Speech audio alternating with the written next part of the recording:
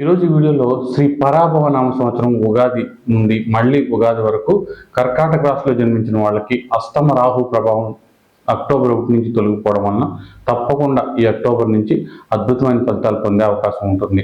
అలాగే మిగతా గ్రహాలు ఎలా ఉన్నాయి, ఆ గ్రహాలన్నీ కూడా ఈ సంవత్సరం ఎలాంటి ఫలితాలు ఇవ్వబోతున్నాయి, ఆర్థికంగా, ఆరోగ్యపరంగా, ఉద్యోగపరంగా, వ్యాపారపరంగా కర్కాటక రాశి వారు ఎలాంటి ఫలితాలు పొందబోతున్నారు.